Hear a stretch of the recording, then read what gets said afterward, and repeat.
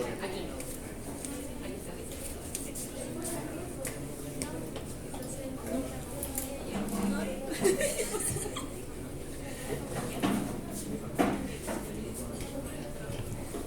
Dale una para atrás, a ver de dónde viene. Ajá, listo. Ajá. Lo que vimos fue que el estómago estaba dividido en partes de acuerdo, primero la parte muscular, y ahora está dividido en partes también de acuerdo a la parte de secreción, la parte glandular. Entonces, tenemos partes musculares o motoras. Raquel. Ajá. Tenemos el estómago dividido en partes motoras y en partes glandulares. Las partes glandulares son el cardia, que es justo lo que está alrededor del cardia, de la entrada del esófago. La gástrica o oxíntica y la pilórica. Entonces, tenemos tres regiones desde el punto de vista glandular son tres regiones. Como ven, la más abundante es la parte oxíntica. A ver.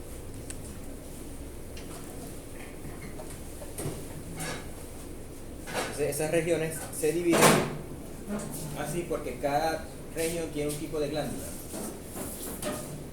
Entonces, la región cardiaca tiene glándulas cardiales, la región oxíntica tiene glándulas oxínticas y la región pilórica allá. Bien. La más abundante, la que tiene una función, se quiere más,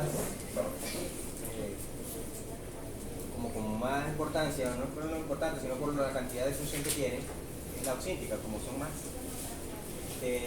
Aparte, estas glándulas se llaman glándulas, pero simplemente son unas depresiones que hay en la mucosa, en la pared del estómago, aquí en la pared del estómago, y se hace un huequito, y ese huequito es una glándula. ¿Sí? Es como una imaginación de la mucosa que se transforma en una célula que secreta. Todas las células que secretan algo son células glandulares. Entonces, cuando todos están reunidos en un sitio, eso se llama glándula. Siguiente. Ya va, ok. Habíamos dicho que eso es muy importante para la protección de la pared gástrica, el moco, porque una de las funciones de estas glándulas que están aquí es producir ácido, y un ácido muy fuerte. Entonces, ustedes después que el que ha experimentado el vómito, después le queda ardiendo la garganta. Ese ardor de la garganta es porque el ácido le ha afectado la garganta. El borracho, no creo que se lo vas a vomitar. Hay gente que le maldice eso, que la bilis. Desde cuando vomitas bilis, hay que vomitar mucho porque tiene que pasar del duodeno al...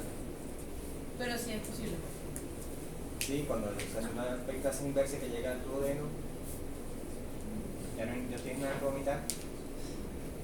Imagino que habrá vomitado en verde a partir de eso lo dirán.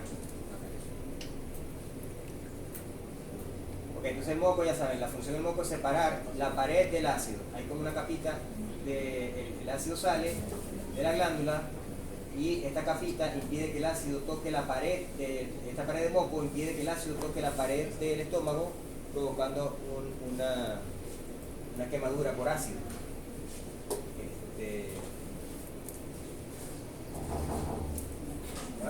entonces las glándulas oxínticas tienen tres partes.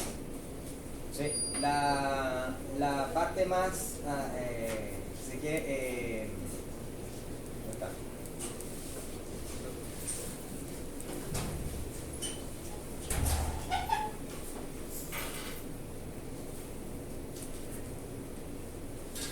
Produce ácido, por lo menos lo produce.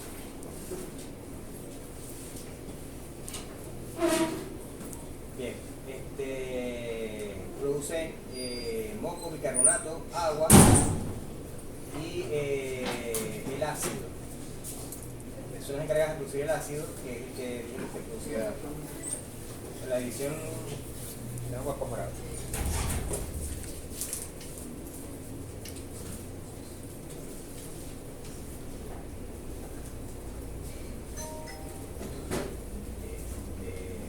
próxima imagen está chiquita, pero voy a ver.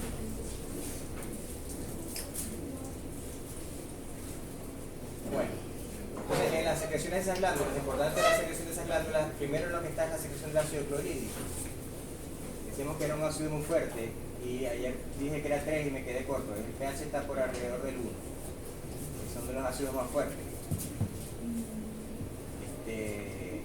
Y gran cantidad de iones, hidrogenio, cloro, sodio, bicarbonato y potasio. Obviamente el causante del pH es el hidrogenio. Hay una enzima que está la quimosina y el pexinógeno. El pexinógeno es una enzima que, ¿se acuerdan de bioquímica? Lo que une los aminoácidos se llama enlace peptídico. ¿Se acuerdan? La pepsina, que es la que se origina del pexinógeno, es una enzima que rompe esos enlaces peptídicos, que decir que ataca es a las proteínas. O sea que las proteínas se empiezan a digerir ya directamente con las secreciones del estómago. La quimosina es muy útil para nosotros, ¿verdad? Porque todos los días comemos de eso. ¿Sí? La quimosina es la enzima que coagula la leche. Y para hacer el queso hay que coagular la leche. Entonces, la enzima que coagula la leche se llama quimosina. Ese es el famoso entonces. Ese es el cuajo de la leche. ¿Ah? ¿Solo produce el cuerpo? En el caso de los rumiantes. Todos los mamíferos producen quimosina. Pues claro, con los adultos no deberían de producir porque ya no toman leche. La quimosina también se llama renina, pero le ponen 2N para diferenciarla de la renina del riñón. También la van a encontrar como reina, pero con 2N, renina. Pero ahora sí la quimosina para no confundir. Entonces, esa quimosina es la que usan para hacer queso. O sea, tienen un frasquito así, ese cuajo, que trae eso. El factor intrínseco ya dijimos que era un factor que no se sabe qué es, pero lo que hace es aumentar la disponibilidad de la vitamina B12. Y ya dijimos que el estómago es un órgano, aparte de que hace todas estas digestiones, es un órgano controlador. O sea, él controla otras funciones, o sea, a través de hormonas. La gastrina, la histamina, la somatostatina y la serotonina. Es tan importante el control del estómago que estas hormonas que están aquí controlan directamente la hipófisis para la secreción de hormonas. O sea, no solamente controla aquí en el aparato digestivo, sino que se va al cerebro, controla las funciones del cerebro. Y el moco, ya dijimos que el moco es una proteína que se encarga entonces de proteger la pared del cerebro. Bien. Pero ¿de dónde saca la célula de la glándula? ¿De dónde saca el ácido? Porque el ácido no está circulando en la sangre. Nosotros tenemos que tener ácido clorhídrico circulando en la vena. Se tiene que producirla. Entonces, el ácido clorhídrico tiene simplemente dos moléculas, una molécula de cloro y una molécula de hidrógeno. La H más Cl hace HCl, que es el ácido clorhídrico. Entonces no podemos tener circulando ácido clorhídrico en las venas, sino que la célula la produce. El ácido clorhídrico bien.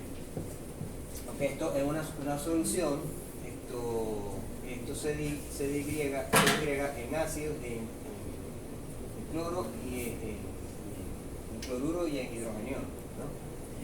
Y el pH viene de la cantidad de lo que esté libre. Si hay muchos de estos libres, si hay muchos bichitos de estos libres, el pH baja. Y si hay poquitos, el pH sube. Bien. Entonces, el cloro si anda tranquilamente en la sangre. Entonces la célula capta cloro a través de un mecanismo de transporte activo secundario. ¿Se acuerdan cuál es ese? ¿Cuál es el transporte activo secundario o evitado? aprovecha de pasar cuando la célula está pasando otra cosa. Exacto, es la que aprovecha pasar la molécula cuando la célula está pasando otra cosa. Entonces el transportador, cuando saca bicarbonato, aprovecha el viaje del bicarbonato para meter cloro. ¿Y por qué tiene que hacer eso? ¿Dónde está más concentrado el cloro? ¿Afuera o adentro? Afuera. Entonces como el cloro está más concentrado afuera, él tiene que luchar contra un gradiente. Entonces lo que hace es que el bicarbonato cuando sale, como el bicarbonato está más concentrado adentro, él sale y aprovechando el cloro se mete. Bien. Entonces ya tenemos el cloro, pero ¿de dónde viene el hidrogenión? Porque es hidrógeno y cloro. Por cada cloro tiene que salir un hidrógeno. Entonces el hidrógeno lo saca del agua. Entonces él tiene, en la célula tiene CO2 más agua. Esta enzima es muy importante, funciona en muchas partes, ya hablamos de ella en el riñón, ¿verdad? Es la anhidrasa carbónica, es la que une el CO2 más agua y forma ácido carbónico. El ácido carbónico, simplemente al perder el hidrógeno, se transforma en bicarbonato. Y este bicarbonato se empieza a producir aquí en grandes cantidades y empieza a salirse por gradiente. Bien, ya tenemos el hidrogenión. Entonces, pero el hidrógeno resulta aquí todas las células están sacando hidrogeniones y entonces va en contra de un gradiente de hidrogeniones. Entonces tiene que usar otro transporte activo. En este caso, si es una bomba, TPasa, mete potasio y con cada vuelta de la bomba mete potasio y saca hidrógeno. Entonces, pero y el cloro, como aquí casi, o sea, el cloro si tiene un aumento, va aumentando la concentración aquí, aumenta la concentración aquí, él se va saliendo por difusión por a través de canales. Entonces, ahí ya tenemos el cloro y el hidrógeno. Entonces, ¿de dónde viene este hidrógeno? Dijimos del agua que une con CO2 para formar ácido carbónico. Y así forma el estómago el ácido. Decía cuando combinó, tomen bicarbonato para que se le alcalinice la sangre, no sé qué cosa. La sangre puede cambiar el pH porque se muere ahí.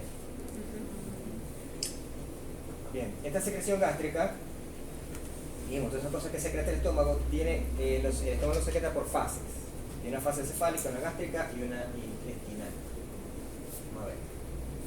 La fase cefálica tiene que ver con la emoción de que vas a comer. Te da el olor de la comida o tu novio te dice vamos a comer pizza. O te sale simplemente, ustedes se imaginan un limón. O sea, hay una descarga de estimulación parasimpática y esa estimulación parasimpática empieza la secreción de una pequeña cantidad de ácido con una pequeña cantidad, con una hormona que se llama gastrina, que a la vez también aumenta la secreción de ácido. O sea, pero ahí aún el animal o la persona no ha comido. Todo esto ocurre en ausencia de comida. Por eso se llama fase cefálica. Es todo cerebral, es todo el efecto del cerebro sobre controlando el aparato digestivo. Aún no ha comido. Cuando se produce la ingestión, que hay entran los glóbulos alimenticios, entran al fundus y hay distensión del fundus, entonces se dispara la fase gástrica, que es lo que hace es aumentar violentamente la descarga de ácido clorhídrico y de las otras secreciones del estómago. Entonces, en este momento es que hay la mayor cantidad de ácido clorhídrico en el estómago. Llega un momento que el pH baja tanto, que el pH baja hasta 1, que inhibe la secreción de gastrina y ahí es cuando empieza la retroalimentación. Acuérdense de esa palabrita, ¿verdad? Retroalimentación es cuando un efecto hace que la tendencia del factor que lo controla sea contrario. O sea, si la gastrina produce mucho ácido, ¿cuál sería la retroalimentación? Que el ácido haga que se controle la secreción de gastrina. Una retroalimentación negativa, el efecto contrario. El aumento de la cosa hace que se revierta la secreción de la gastrina. También está la retroalimentación positiva. La positiva es más. Favorece el aumento. Entonces aquí tenemos el aumento de la distensión producto del aumento de la entrada de alimento al estómago, hace que aumente la secreción violentamente de ácido hasta que hay tanto ácido que se inhibe la gastrina por una retroalimentación negativa. Pero han habido ocasiones donde eso no ocurre, siempre produce más ácido, Sí, claro, hay gente que sufre acidez, no sé, no es acidez, que se come una hamburguesa, 2 hamburguesas con un papa frita y después se come un Como un litro de Coca-Cola. con Coca-Cola. Entonces la secreción de ácido es tanta que entonces después tienen problemas en el cardia, y el cardia pasa un poquito de ácido al esófago, a la entrada del esófago, ahí empieza el dolor. Ok, finalmente viene la fase intestinal, que es cuando ya el estómago ha empezado a hacer el transporte de las sustancias, el quimo que llamamos ayer, ¿verdad? Decíamos que la mezcla se llamaba quimo. Ese quimo empieza a pasar al duodeno, y entonces los quimioreceptores y los varoreceptores del duodeno dicen, ya tenemos el elemento, ya está en el duodeno, ya está en el estómago, entonces disminuye la secreción y comienza la digestión. Según esto, no debiera ser, no es bueno, después que comes, pasa un rato y vuelvas a comer, porque ya ha pasado la fase de digestión, está en la fase intestinal, y vas a volver a meterle comida al estómago, ya no vas a producir la cantidad de ácido que debería, entonces vas a tener problemas de digestión. Entonces no debería uno comer hasta que después que la fase intestinal termine. Pero uno va y come, después come el postre, después come no sé qué, después la fruta y después sigue comiendo toda la tarde. No es así. Ok, esa era la secreción del estómago. Ahora vamos a la secreción del páncreas. ¿Ustedes se acuerdan del páncreas, verdad? De anatomía, histología.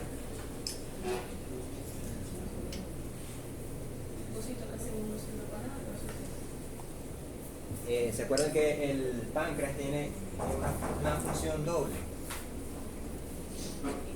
¿Se acuerdan que aquí hay unos conglomerados de células que producen insulina?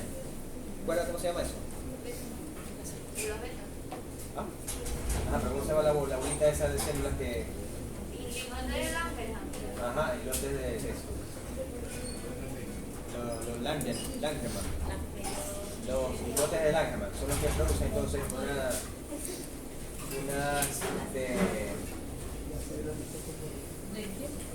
Langermann son los que producen insulina. Y la insulina, entonces el páncreas también se convierte en un órgano controlador. ¿Por qué un órgano controlador? Porque produce una sustancia que controla una función. En este caso, esa sustancia que produce acuérdense que yo les hablé ayer, ¿no? Que habían dos órganos controladores y órganos efectores.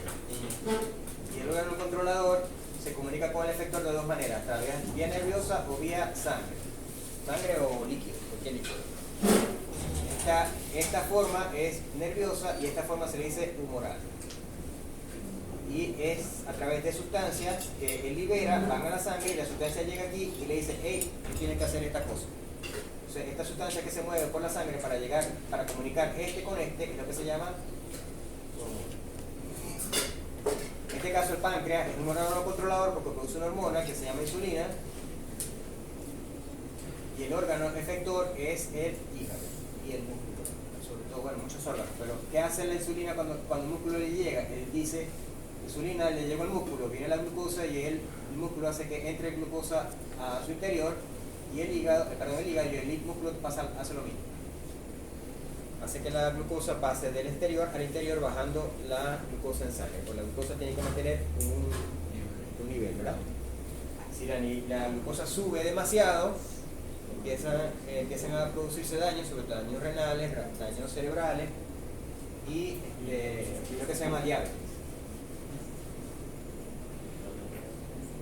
Bien, pero eso no nos interesa ahorita. Lo que nos interesa ahorita es que el páncreas tiene otra función, que es que produce unas enzimas que van al intestino, y esas enzimas son las encargadas entonces de digerir todo lo que venía del quimo, digerirlo a moléculas más sencillas, que son las que son capaces de atravesar la pared intestinal. Otra función importante de la secreción del páncreas es que ese ácido que venía del estómago debe ser inmediatamente neutralizado, y la neutralización de ácido del estómago que llega al intestino es a través del bicarbonato, porque se acordarán que el bicarbonato viene del ácido fosfórico, que es H2CO3, ¿no? Tiene dos hidrógeno. Cuando se transforma en bicarbonato, se le va un hidrógeno.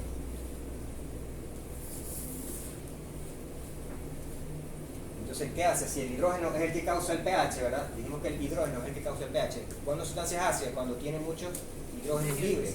Entonces, ¿cómo se neutraliza una sustancia, un ácido? Cuando una sustancia capta el hidrógeno y no deja que ande haciendo la función de ácido.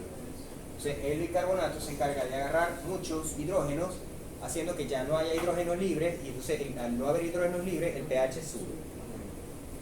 Entonces, y así es que el páncreas controla, a través de la secreción de bicarbonato, el ácido que viene del estómago saliendo con el quimo.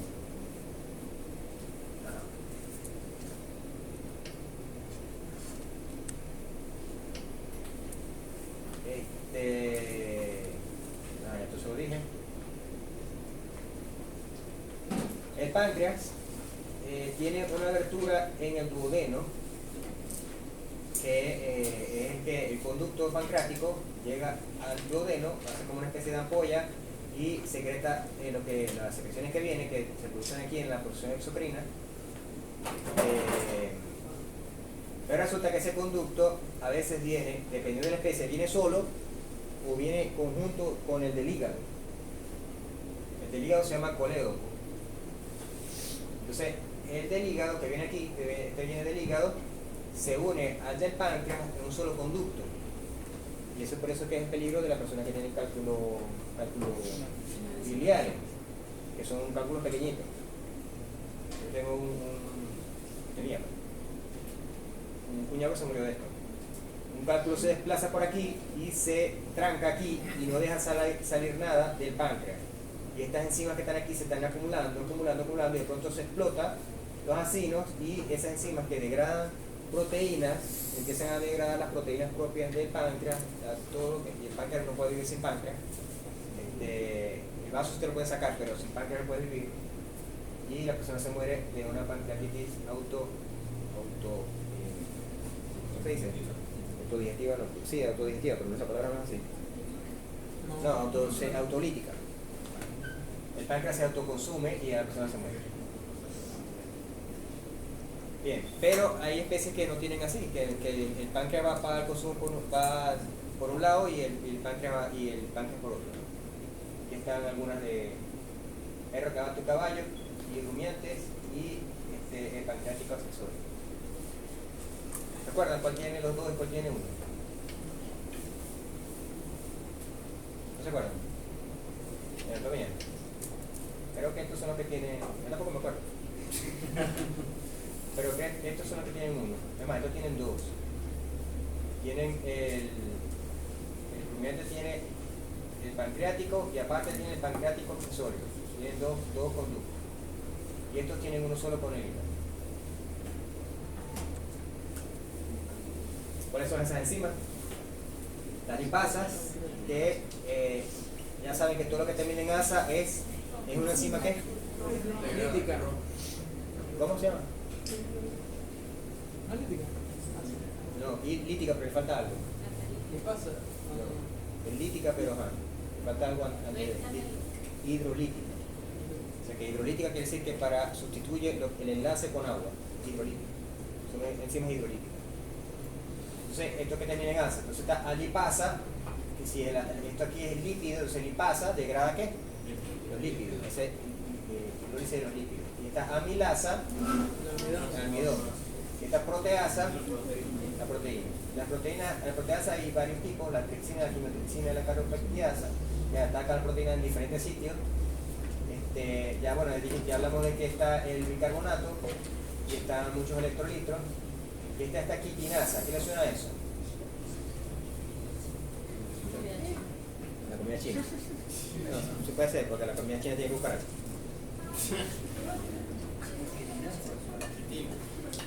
La quitina es el componente del exoesqueleto de los insectos.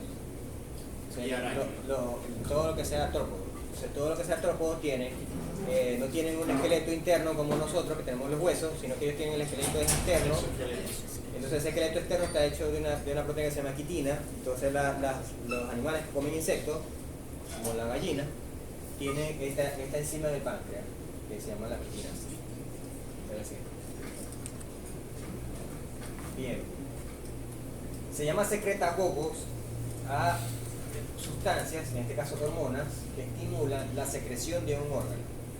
O sea, si hablamos de que hay que las hormonas son lo que comunica el controlador con el efector, este es un tipo de acción que es que el controlador dice que el efector segregue lo que tenga. Eso, una hormona que produce la secreción del órgano efector se llama secretagogo, un tipo de hormona, secretagogo. Entonces, bueno, entonces la lista de secretagogos, ya hablamos de la colecitoquinina, y la secretina, lo más bueno, ahí la estamos viendo, pero hablamos de esta, la colecitoquinina y la secretina son hormonas secretagogos, o sea que son hormonas que estimulan la secreción. Ya hablamos de esta en el estómago, ¿verdad? Que secreta ácido clorhídrico.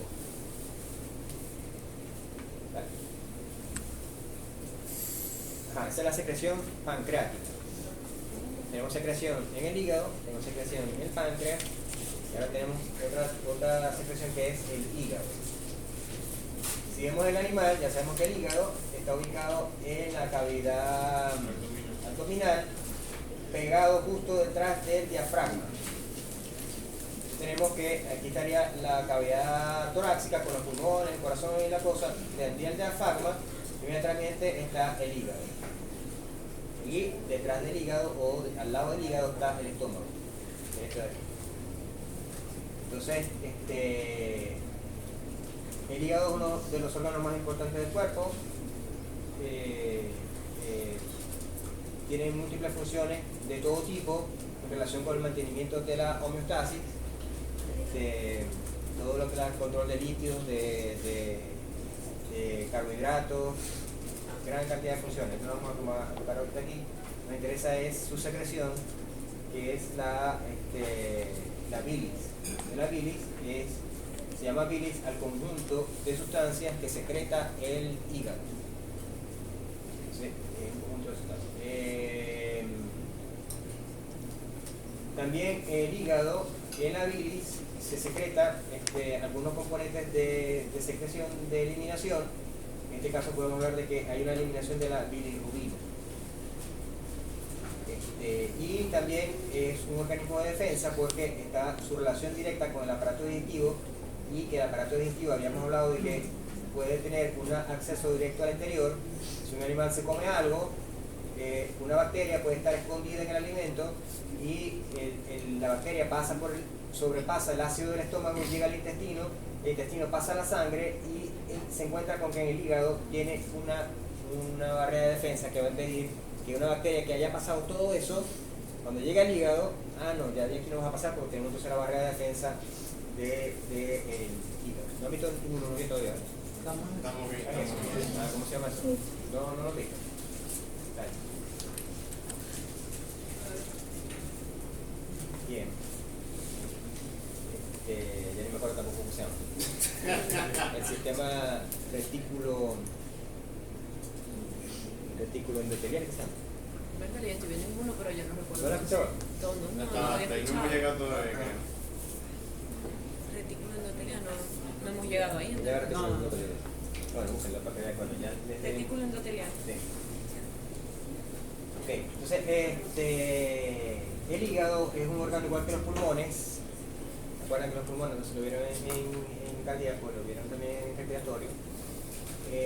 Tiene doble aferencia. Aferencias son vasos que le llegan.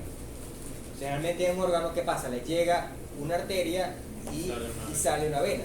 Doble vascularización. Entonces él tiene una doble aferencia, le entra una vena y le entra una arteria. Igual que los pulmones, a los pulmones le entra una vena y le entra una arteria. Y de él sale una vena, y aquí también sale una vena. O sea, fíjate, aquí entra, los rojos son arterias, entonces aquí le está entrando al hígado, le entra la arteria, que le debe entrar a todos los órganos, pero también le entra una vena, que es la vena porta. Y después sale la vena hepática, que es la aferencia. La eferencia, perdón. La eferencia. Okay. Entonces esa vena porta, ¿de dónde se forma? De la unión de todos los vasos sanguíneos que están irrigando el aparato digestivo. Los nichos vasculares, capilares del aparato digestivo terminan en una rama que van por las partes de las arterias y venas por las venas mesentéricas, que se van reuniendo poco a poco para formar entonces la gran vena porta que le llega al hígado, y de ahí hace lo que se va a hacer aquí adentro y después sale como vena hepática. Pero toda la sangre que se acumuló y lo que se está absorbiendo en el intestino tiene que pasar por la puerta del hígado, que se llama vena porta, una puerta de entrada. Bien. Cuando llegas es para oxigenar el hígado encima, la vena llega ya para la filtración. Ajá. Para oxigenar el hígado, la que tiene el oxígeno en la arteria, obviamente. Y entonces esta entrada de vena no es para oxigenar, es para qué? Para llevar lo que se absorbió del intestino para llegar al hígado. O sea, esto que se absorbe aquí no va directamente a la sangre, algunas cosas sí, pero la mayoría de las cosas que se absorben aquí no van a la sangre, sino que van directamente por las venas mesentéricas, van al hígado. Ya va, ¿no entienden? Ajá, bueno, vamos a ver esto de endotelio. Bien, ¿entonces se acuerdan de histología? Yo creo que se van a acordar que no tienen que explicar tanto. Ok. Entonces resulta que la vena porta llega al hígado por el ilio del hígado y se distribuye en el hígado. Y la vena porta, porque llegaron tarde me acuerdan a la salida de palabras.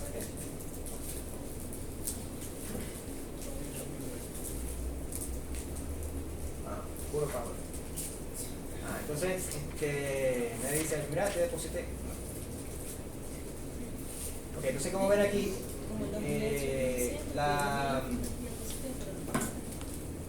la vena porta entra al hígado, ¿verdad? Dijimos que entra. Y la arteria hepática entra al hígado. Son dos vasos que entran. ¿Sí? Okay. Pero del hígado sale algo que es la bilis. Sale en un conducto que es el conducto biliar.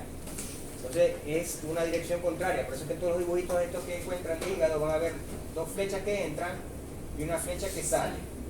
Entonces la flecha que entra, la roja es la arteria, la azul es la vena que viene de la vena porta, y la cosita que sale es el conducto que tiene bilis, que va en sentido contrario. ¿Sí? ¿No se acuerdan de eso? Entonces, ¿qué pasa? Que esa vena que entra y esa vena y esa arteria que entra forman un cubito, varios cubitos, donde en el centro va una sola vena, que es la vena esta que está aquí, es la que va reuniéndose para salir por la vena hepática. Entonces, ¿qué pasa? Que la sangre viene de la porta, tiene que pasar por el filtro y sale por la vena hepática. Entonces, ¿qué hace este filtro? Se encarga de revisar qué es lo que va a entrar ahí. Eso es como la alcabala. Entonces, él va lo que viene de la sangre del intestino, él empieza a revisar, ¿cuánta grasa llevas ahí? ¿Cuánto cabe? No, nada más queda la grasa que yo la guardo. Entonces, él va, llega a una bacteria, viene el Cooper, por esta va. Cooper, aquí viene una bacteria, entonces el Cooper viene y mata la bacteria. Entonces, eso ocurre en este filtro que está aquí. Y este filtro es lo que se llama el acino hepático. Todos los acinos hepáticos tienen esta formita hexagonal y le da la forma característica al hígado. Cuando se hace algo así, uno corta el hígado así, se lo come, tiene como una formita. Eso lo da los acinos hepáticos. Entonces, el acino hepático está formado ¿por qué? Por la vena que llega de la porta, la arteria que viene de la arteria hepática. Esta arteria se divide, le pasa por el filtro, todo esto es el filtro, el área de filtro, y luego entra a la centrolobular, que es la que se va a encargar de llevar la sangre de nuevo al sistema central. ¿Sí? Se funciona excelentemente, menos a los que beben.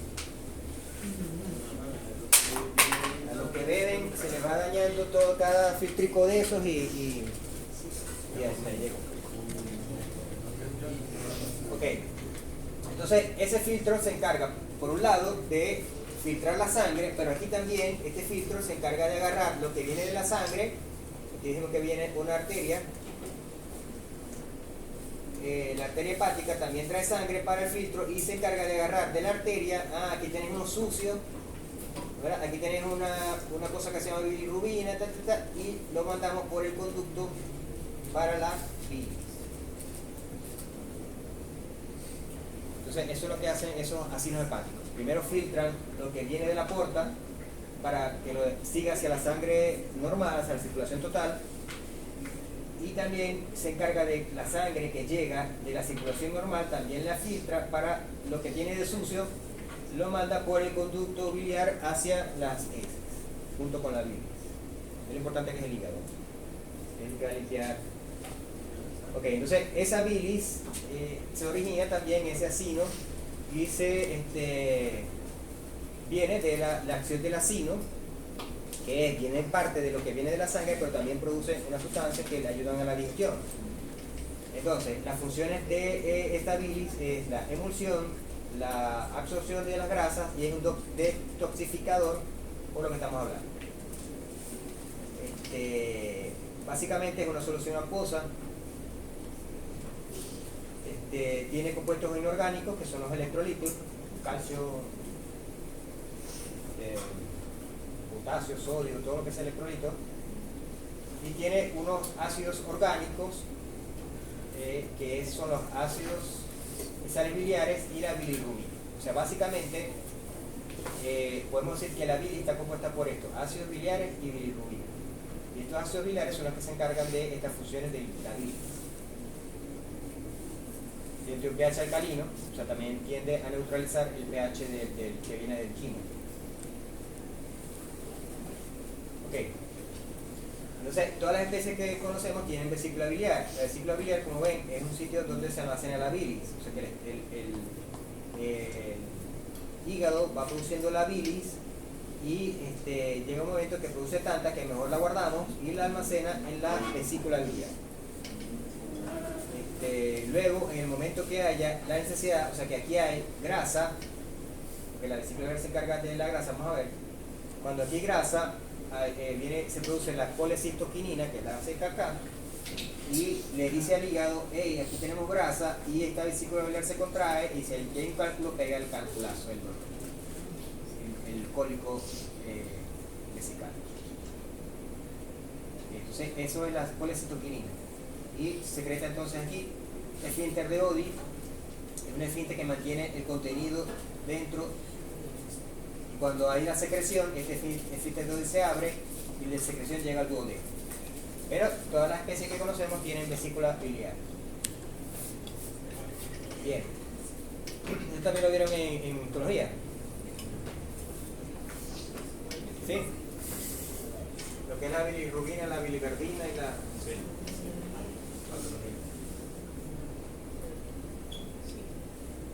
Ah, no, pero pasa nada. ¿Qué pasó? No se va a pasar. Ajá, bueno. ¿De dónde viene eso? La hemoglobina es una proteína que se llama hemo. Los grupos hemo son sustancias que reaccionan con, o sea, que son oxidables, reaccionan con oxígeno. Porque la oxidación viene de unirse con oxígeno. Oxida. Entonces, la hemoglobina se oxida, se une con oxígeno, y ese oxígeno, la hemoglobina se encarga de transportar el oxígeno para cada célula del cuerpo, y la célula del cuerpo permanece viva. Si la célula del cuerpo no le llega oxígeno, la célula se muere, ¿verdad? Okay. Entonces, resulta que la hemoglobina está dentro de una célula que se llama los glóbulos rojos, eritrocitos. Pero esas células tienen una duración de vida de 120 días. Todos los días ustedes están matando millones de eritrocitos, ya que produjeron ustedes, nacieron hace 20 días. Hoy ustedes están matando los eritrocitos que nacieron hace 20 días, los están matando hoy. Lo mata el hígado. Un ciclo de vida de 20 días. Bueno, entonces estos 120 días Pero entonces cuando el eritrocito se muere hay que eliminar la hemoglobina. Esa hemoglobina se le separa el hierro, porque este grupo de hemoglobina tiene hierro, y el hierro se recicla. Y el grupo hemo se transforma en una sustancia que se llama biliverdina, y esa biliverdina se transforma en una sustancia que se llama bilirrubina. O sea, ¿la bilirrubina qué es? Una sustancia que proviene de la degradación de la hemoglobina y de la mioglobina también. Sí, que ustedes conocen lo que se me sube la bilirrubina, ¿cómo se llama la canción? Se me baja la bilirrubina. Sí, ya ustedes tienen que saber, pero bilirrubina ¿qué es? La bilirrubina es una sustancia que viene de la degradación de la hemoglobina. Entonces, si nosotros degradamos todos los días glóbulos rojos, todos los días producimos bilirrubina, porque todos los días hay que degradar la hemoglobina a bilirrubina. Entonces,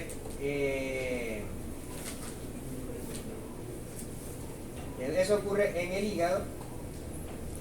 La bilirrubina viene y en el hígado se conjuga con un ácido que se llama ácido glucurónico y se conjuga, y entonces cuando la bilirrubina está conjugada ya es como menos tóxica, porque la bilirrubina es tóxico, se conjuga con él, lo hace menos tóxico y de una vez lo tira al conducto del biliar para que esa bilirrubina salga, como es tóxica, salga por las heces, ¿no? Parte de la bilirrubina está en la sangre, obviamente, por eso no le sacan la sangre y le miden la bilirrubina.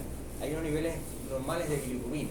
Esa bilirrubina está en niveles normales, quiere decir que se está produciendo, pero también se está descartando en una misma velocidad y por lo tanto no se aumenta. ¿Qué pasa si se aumenta la bilirrubina? La bilirrubina es un pigmento amarillo. Entonces, cuando a la gente se le sube la bilirrubina, como dice la canción, se pone amarillo. Entonces se pone los ojos. ¿No se han visto a alguien que se pone los ojos amarillos? Que se llama, ya dijimos, ¿cómo se llama? Ictericia.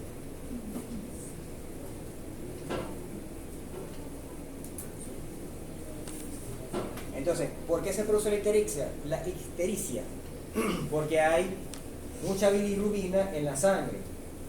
O sea, ¿por qué hay mucha bilirrubina en la sangre? Entonces ahora viene la pregunta, pero ¿por qué hay mucha bilirrubina en la sangre si el hígado debe encargarse de agarrar toda la bilirrubina y botarla por el conducto? O sea, ¿por qué se les ocurre que puede ocurrir? Porque está tapado el conducto. Entonces, si está tapado el conducto por donde va a salir la bilirrubina se empieza a acumular, porque no tiene por dónde salir. Entonces, esa es la que se llama una ictericia poshepática. La ictericia poshepática es poshepática porque se produce porque hay un tapón por donde debería de salir la bilirrubina, está tapado. Entonces, se llama ictericia poshepática.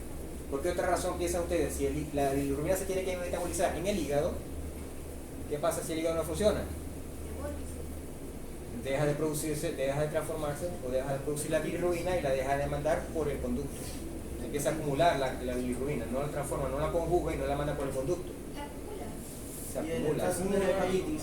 Eso es lo que ocurre en la hepatitis. ¿Qué pasa con la hepatitis? El hígado, como está enfermo, está inflamado, esta transformación de bilirrubina no conjugada a conjugada ocurre muy lento porque el hígado está inflamado, está enfermo, y se empieza a acumular esta no conjugada y se produce entonces la ictericia hepática. La ictericia hepática es producto de que el hígado es incapaz de metabolizar rápidamente la bilirrubina y se acumula en la sangre, la que se está produciendo. Entonces, esa se llama ictericia hepática, porque se produce por lesión del hígado. La hepatitis, pero también que pueda producir, el que bebe mucho, ¿verdad? Se le dañan todos esos islotes, estos vacinos se van dañando y se le produce lo que se llama la cirrosis, que es se sustituye el tejido hepático por tejido fibroso. El tejido fibroso no tiene ni puta idea de cómo transformar nada de eso. Entonces, la cirrosis hepática es una cicatriz de tejido fibroso donde no hay acinos y la bilirrubina no tiene dónde transformarse de conjugada a no conjugada. Entonces se produce una ictericia hepática. Tenemos la poshepática, la hepática y también otra ictericia. Si decimos que la ictericia es por la bilirrubina, ¿qué se puede imaginar que también puede ocurrir que no tenga que ver con el hígado? Exacto, que haya demasiada, se produzca demasiada bilirrubina.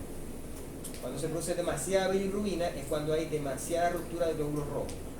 Cuando hay una hemólisis por alguna razón inmunológica, o hay alguna razón parasitaria, o inmunológica, autoinmune. En mi caso, cuando yo, o sea, recién nacida, mi mamá tenía incompatibilidad de grupos sanguíneos. Ajá. Y yo nací con ictericia, nací muy mal. Ah, ya. Por eso mismo, porque mis glóbulos rojos estaban. Pero te salvaste, ¿no? Ahí parece, ¿verdad? A lo que nos demos cuenta de esa Ahora, pareja. tienes que tener cuidado cuando tengas una esposa que no. Te va a decir, ay, ¿quieres ser mi novia? Pagar tu grupo sanguíneo.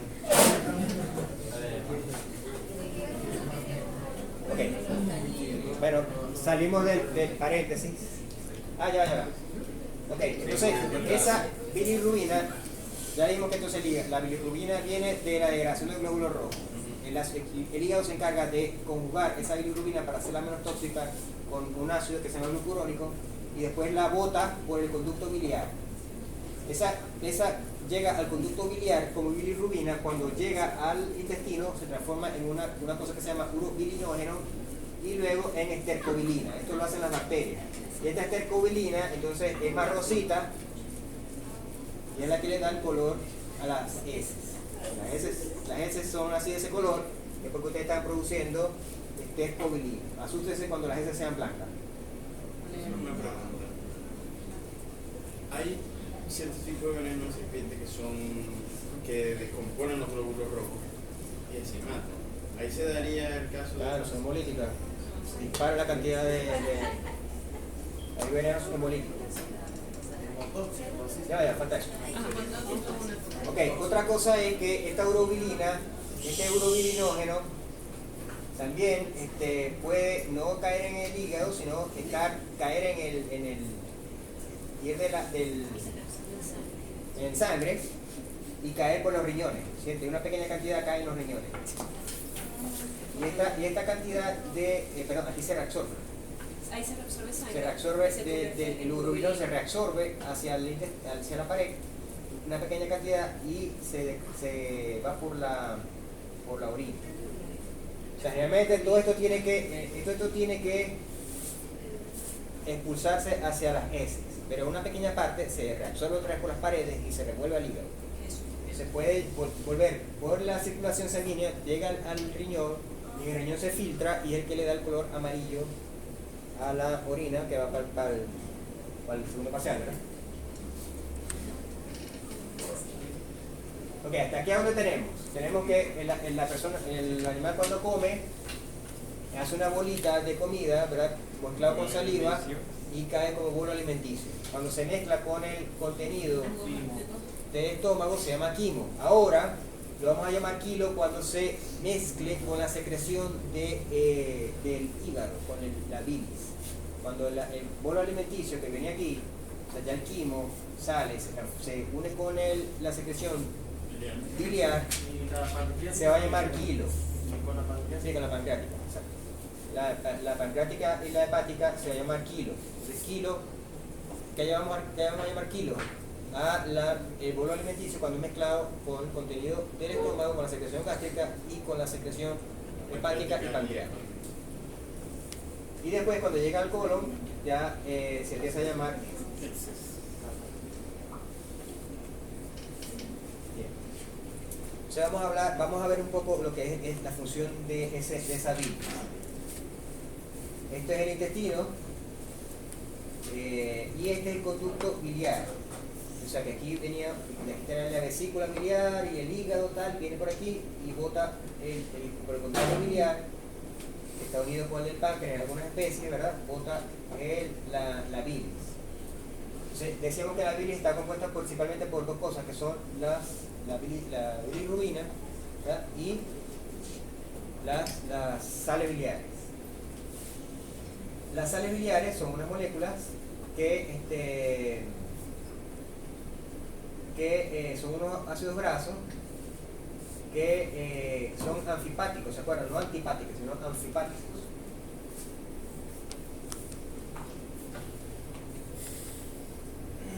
Ya saben lo que es, ¿verdad? Anfipático. que es afirmativo. Y forma una cápsula de dentro para no tocar el agua. Sí, pero ¿por qué hace eso? Tiene una parte polar y otra parte. Tiene una parte polar y una parte neutra. Entonces, ¿qué hace esas moléculas? Estas partes polares son las que pueden estar en contacto con cualquier cosa que contenga agua. Entonces, él hace una capsulita de toda la parte polar hacia afuera, que es donde va a estar en contacto con el líquido que haya por ahí, y hacia el centro forma, se dirige la parte que son neutras, que no pueden estar en contacto con el agua. Son hidrofóbicas. ¿Ya? En la membrana plasmática ocurre, no tiene que hacer círculo, simplemente está la membrana plasmática está así, está la parte polar hacia afuera y la parte neutra hacia el centro, ¿verdad?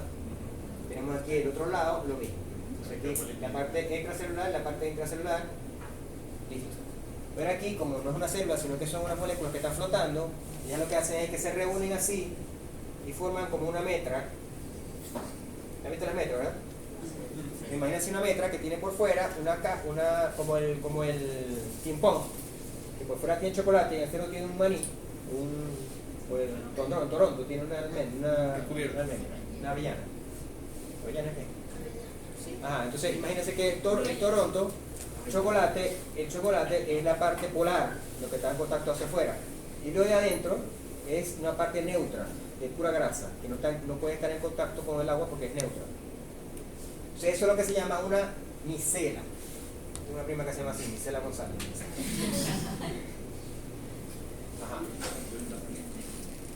Entonces, ¿qué es una micela? Es una micela hecha por un ácido graso alfapático, donde la corteza de esa micela está hecha por una parte polar y la parte central de la micela está hecha por la parte neutra de la molécula. Esto es importante, ¿por qué? Porque porque aquí hay agua. Entonces el agua no puede, los líquidos no pueden ser digeridos si están ahí en contacto con el agua. Entonces inmediatamente que las sales biliares entran a la parte intestinal, empiezan a buscar la grasa y se transforman entonces en micelas, donde las grasas que están por aquí se unen a la parte neutra de la sal biliar y se pegan aquí en el centro. Se transforman esas micelas. Aparte aquí están actuando las enzimas pancreáticas, ¿verdad? Que dijimos que había una lipasa. Entonces esa lipasa está rompiendo las grasas y esas grasas se están metiendo dentro de las micelas. Esta formación de micelas es lo que se llama la emulsión. ¿Recuerdan de química de bachillerato? ¿Lo que es una emulsión? ¿Han visto alguna emulsión alguna vez? La mayonesa es una emulsión, o la emulsión de esto. Entonces las emulsiones están hechas de micelas, simplemente que son grasas que están hechas bolitas, de tal manera que pueden estar mezcladas con agua. La leche también es una emulsión. Ok. Entonces,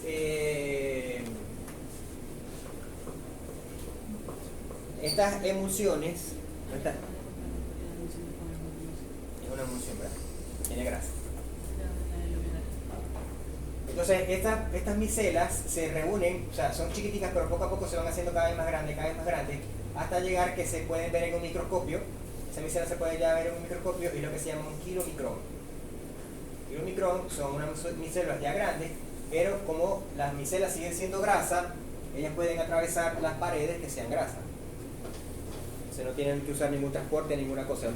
La grasa llega, la micela llega, el kilomicrón llega a la membrana de la pared intestinal y pasa porque es grasa. Entonces todo lo que sea grasa puede pasar por las paredes de la membrana. Vamos a ver si lo dije todo. Paso 1, pasan las sales biliares del hígado, ¿no?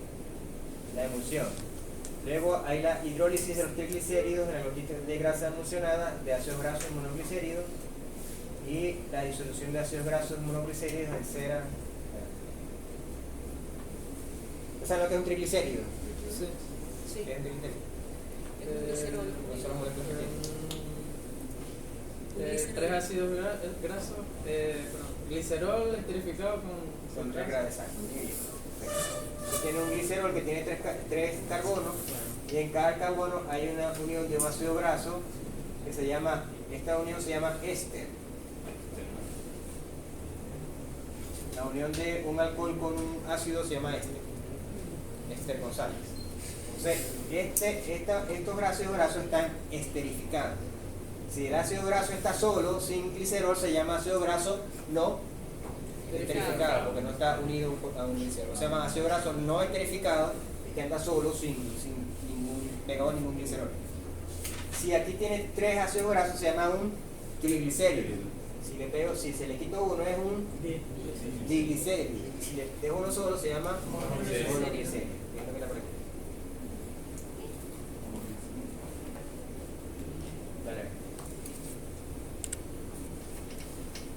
Bueno, se ha hablado de la colecitoquinina, que es la que hace que el hígado secrete la bilis. Entonces, ya dijimos que la colecitoquinina es un secretagogo, pero como lo que secreta es bilis o funciona en el hígado, se le llama colagogo o colecistagogo. Entonces, cuando aquí hay grasa, hay unos quimioreceptores que detectan la presencia de grasa. Cuando usted come así mucho, un bistec bien grasiento, así, o un caso de aguacate, entonces los quimioreceptores se dan cuenta de que hay grasa y hacen una mayor secreción de bilis. Y aumentan la producción de la contracción de la vesícula biliar y la contracción del conducto biliar. La apertura del esfínter de ¿qué? De Odin. Odi. Ah. Ok, esa es la secreción, ya vamos a terminar. Ahora viene la digestión. Ya hablamos de motilidad, ¿verdad? ¿Se acuerdan? Ahora hemos hablado, hoy, hasta aquí hemos hablado de secreción, de todas las secreciones. Ahora vamos a hablar de la digestión. Oye, de la absorción de una vez, para dejar eso terminado. Entonces, la digestión y la absorción va a ocurrir por acción de la pared, ya vimos, de la pared intestinal, junto con las enzimas que se secretan en la bilis y en el páncreas, y en el estómago también, ¿verdad? La pexina. Bien, entonces, pero la absorción se va a dar en la pared intestinal.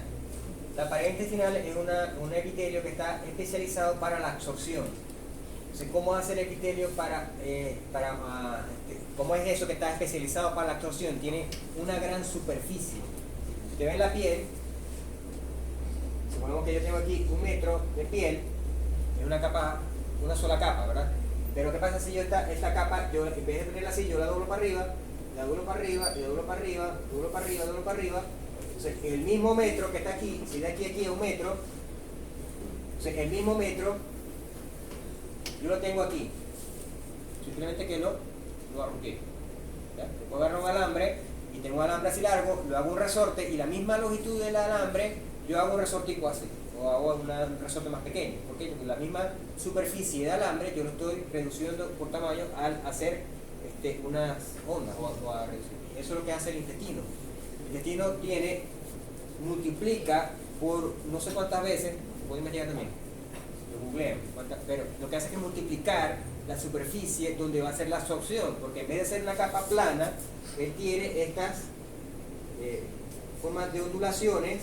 Entonces las células, en vez de estar aquí así, en una capa plana, están así. Cada rayita esta es una célula. Entonces, que me den, puedo tener más células en absorción en la misma superficie que pueda tener una que fuera plana. Puedo tener muchas más células en el mismo espacio, producto de que las células no están organizadas en una capa plana, sino que están organizadas en esas ondas, esas ondas se llaman vellosidades. Está, vellosidades. Vellosidades con B pequeña, ¿no? Porque vellosidad con B larga soy yo soy una velocidad. Pero una velocidad es una velocidad con B pequeña. Sí, no lo voy a escribir con B grande porque no. Ok.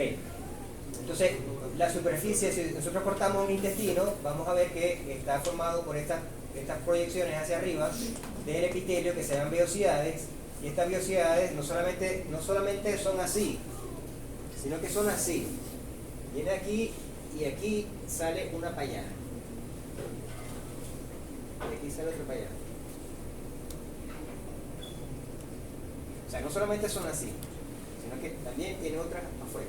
Entonces, y aquí es que están las células. Y esto que está aquí es donde se unen dos velocidades, es donde las células se forman. Entonces las células se forman aquí y van caminando hacia arriba, y la que está aquí ya está vieja, ¡plup!, se cae y se muere y se va con la comida. Entonces ellas se van renovando desde abajo hacia arriba. ¿Qué creen ustedes si viene un virus que le gusta así en los sitios donde hay mucha multiplicación celular? Ahí donde le gusta estar a los virus, viene un virus y ataca esto que está aquí. Entonces las celulitas que se iban a producir no se producen, pero se sigue moviendo hasta que ya no tiene células, la velocidad intestinal queda sin células. O sea, lo que se llama se desnuda. Pero no se quita sin ropa, sino que queda sin la S, se desnuda. Una denudación.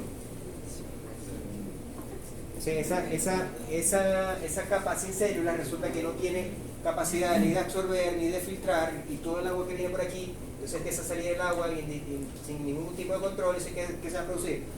Diarrea. Entonces, y aquí pueden atacar las bacterias, empiezan a atacar las bacterias, y aquí entonces hay vasos sanguíneos, y entonces ese vaso sanguíneo se afecta, empieza a botar sangre hacia aquí, y la diarrea que tiene, sangre. Entonces hay dos tipos de sangre, ¿verdad? De las S.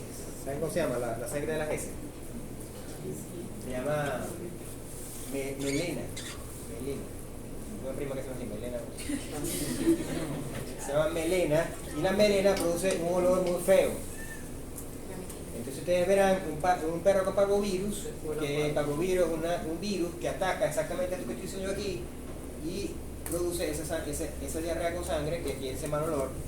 Y donde hay un perro con parvovirus, la otra vez hubo una policlínica 1. Y el olor duró toda la mañana. Y yo ese día casualmente vine, yo que nunca vengo. Vine ese día que hubo ese perro con parvovirus. Dios mío, horrible. Por si se me había olvidado cómo olía el parvovirus, ya me acordé. ¿Qué más? Ok, entonces fíjense que la célula de la biosidad se llama enterocito. Entonces, aparte que el enterocito está hecho para que la biosidad intestinal está hecho para que tenga mayor superficie, resulta que el enterocito también tiene en la parte superior unos pliegues que, aparte de eso, aumenta la cantidad de membrana plasmática que está en contacto para aumentar la capacidad de absorción. Entonces todo esto está hecho para que aumente, tiene una gran capacidad de superficie de absorción. Vamos a ver. Bien, entonces en la digestión, ya hablamos de la parte de la digestión mecánica, que es la masticación, que es la digestión física o mecánica, que es la masticación, pero ya con eso ya reducir el tamaño de la partícula mecánicamente ya es digerir, y también con los movimientos del estómago se produce entonces también una digestión mecánica. O sea, la digestión mecánica ocurre en la boca con la masticación y en el estómago con los movimientos de molienda del estómago. Y la digestión química es la que ocurre en el intestino, que son entonces esas enzimas hidrolíticas, y aparte con el ácido clorhídrico del estómago. Tenemos digestión mecánica y digestión química. Aparte, vamos a hablar de la digestión química. La digestión química ocurre en el intestino. Entonces, esa digestión química va a producirse por las enzimas hidrolíticas. Esas enzimas hidrolíticas tienen dos fases. La fase luminal, o sea, el luminal viene del lumen, ¿verdad? Que son las enzimas que están circulando mezcladas con el quimo, con el kilo, y vienen ¿de dónde? Del hígado y del páncreas. Pero resulta que la pared intestinal también produce enzimas, colabora con la digestión. Y esas enzimas, la pared intestinal la pega en su membrana, no la suelta, sino que las pega en su membrana. Entonces, esas son unas enzimas parietales o murales. Esas enzimas están pegadas a la pared o a la membrana de la célula. Entonces, tenemos dos tipos de digestión enzimática: la luminal, que producen las enzimas hidrolíticas que vienen del hígado y del páncreas, y la membranosa, que son enzimas hidrolíticas que produce la pared intestinal, y esas enzimas están fijadas a la pared o a la membrana plasmática del enterocito. En cuanto a la absorción tiene que ver con que lo que se está digiriendo aquí en la parte luminal tiene que pasar a la sangre. Pero las células en los enterocitos son unas células que son muy inteligentes, ¿verdad? Y no va a dejar pasar todo, porque si aquí hay un virus, una bacteria, no la va a dejar pasar. O sea, y aquí hay un tóxico, no la va a dejar pasar. Por eso que hay cosas que dicen que no, que son inabsorbibles, o que no se absorben. Lo que se come por aquí sale por las heces directamente, como los granitos de maíz. Que comen maíz y en el otro día las heces están los maicitos esos ahí. Entonces, esas son cosas que no se digirieron. O sea, igual hay sustancias que no se absorben. Entonces esas sustancias, simplemente la pared intestinal dice no, esta sustancia no se puede absorber y no se absorbe. Entonces la sustancia tiene que pasar desde el lumen hasta la sangre. Obviamente, para poder pasar de aquí a aquí va a depender de la característica de la sustancia, ¿no? Por ejemplo, el agua va a pasar de un lado para otro sin ningún problema, pero si es un carbohidrato no puede pasar solo, tiene que pasar por un transportador. Si es un lípido, sí pasa, porque los lípidos saben que los lípidos se fusionan con la membrana, como son lípido con lípido, se fusionan y el lípido pasa. Si es un electrolítico va a depender del gradiente. Todo eso que vieron en el primer bloque del transporte de membrana va a ocurrir igualmente ahí. No es que se va a absorber porque se absorbe, sino que todo tiene que ver con el transporte de membrana. Aparte, tenemos que entre las células hay unos complejos de unión que se llaman complejos de unión estrecha o apretada. Que se llaman, bueno, todos estos que están aquí, estos son los complejos de unión, estos son los que están uniendo las células con las células. Esto quiere decir que casi nada va a pasar por aquí, porque tiene demasiadas barreras.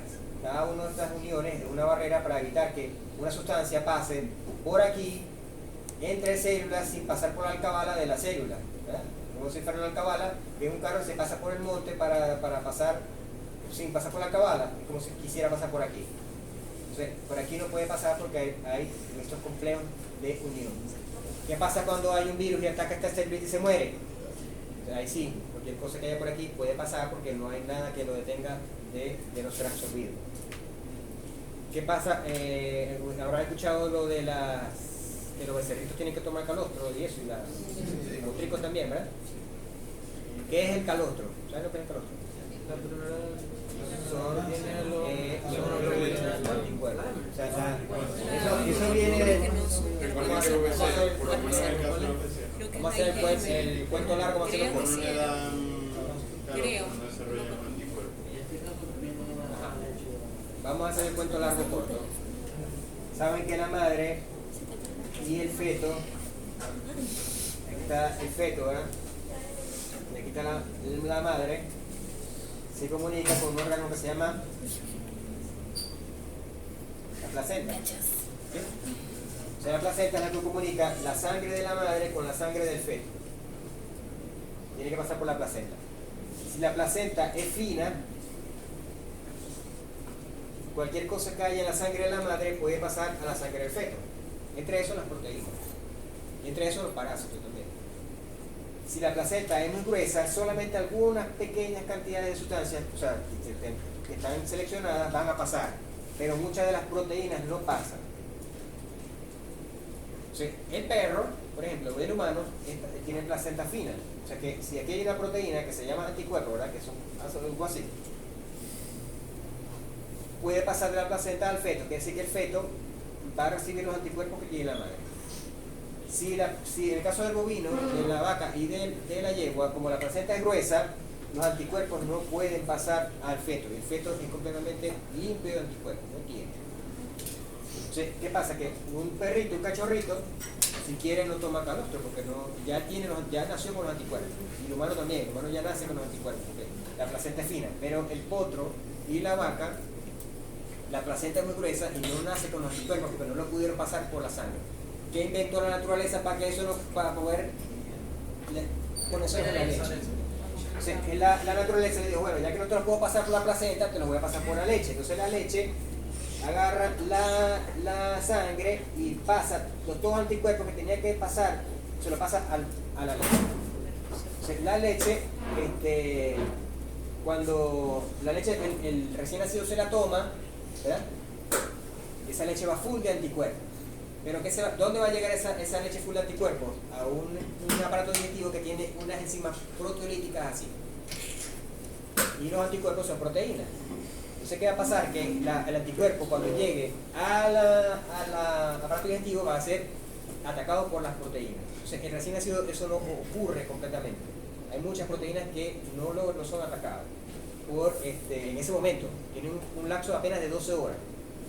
Entonces, el becerro nace, el potro nace, tiene 12 horas de chance para que esas proteínas lleguen al intestino y no sean atacadas. Luego, tiene que va a encontrarse con una pared de enterocitos que están unidos, que no van a dejar pasar proteínas. Ellos dejan pasar moléculas sencillas, pero no proteínas. Pero tiene 12 horas donde estas uniones no se han formado, entonces hay canales. Entonces, por esos canales es que va a pasar los anticuerpos para la sangre. Pero a las 12 horas de haber nacido el potro o el becerro, estos canales se van a cerrar. Y los canales están aquí. Se van a formar estos complejos de unión y ya los anticuerpos no van a poder pasar. Entonces, ustedes le van a querer dar calostro a un potro 24 horas después, ya está sentenciado.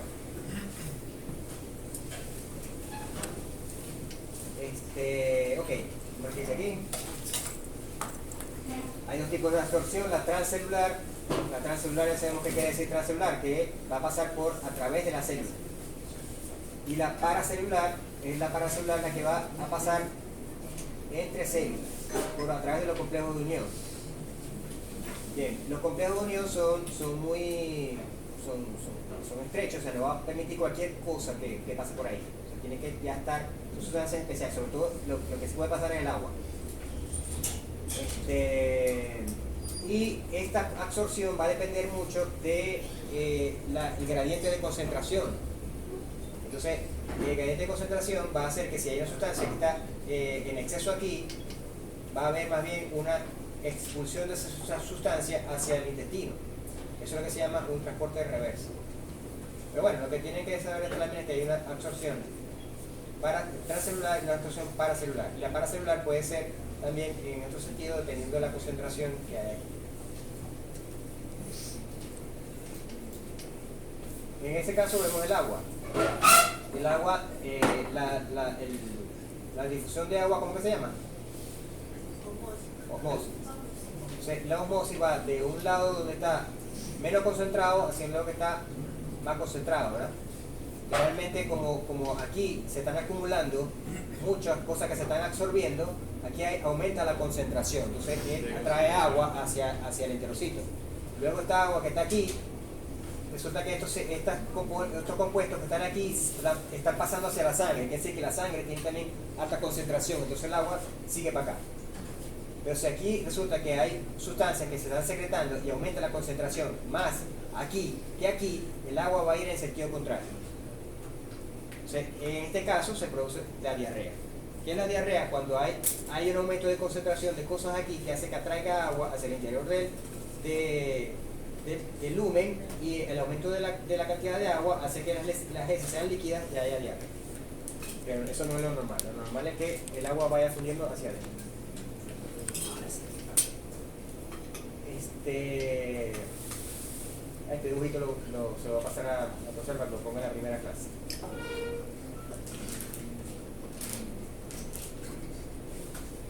Aquí están viendo qué está pasando aquí, en este dibujito.